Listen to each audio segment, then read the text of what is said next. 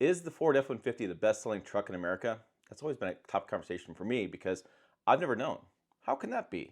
Well, if you look at the commercials very closely, you'll see it says Ford F-Series is the best-selling truck lineup.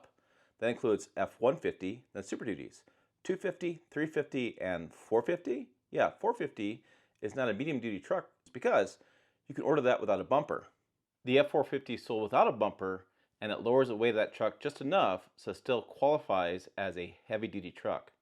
And that's how competitive truck sales are. No, I'm really being serious. But I kind of cracked the code this week. I got a breakthrough. So I've been doing truck sales data on the website, pickuptrucktalk.com. I always list Ford F-Series. But this week I was working on a story about tariffs, and I found this information out. So according to S&P Global, they put out data I hadn't seen before on heavy-duty truck production. Now I followed my friends at S&P, and they were like, yeah, that's data. Not sure how they got that because S&P sells data to major corporations. I've asked for it for years. They won't sell it to me. But they confirmed this data is spot on for Ram, a little high for Ford, and a little low for GM.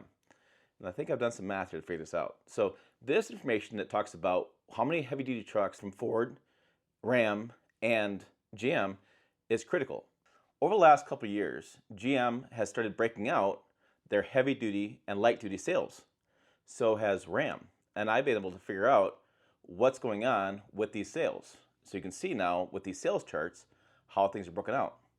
So if I apply that same logic of breaking sales out and I look at what's going on with Ford, and I have now the Ford heavy-duty sales lineup, well, the Ford Super Duty information. Now that's production information, not sales. But keep in mind that these trucks are sold in many different markets. We have them sold in Canada, Mexico, the Middle East, Europe, China, Australia.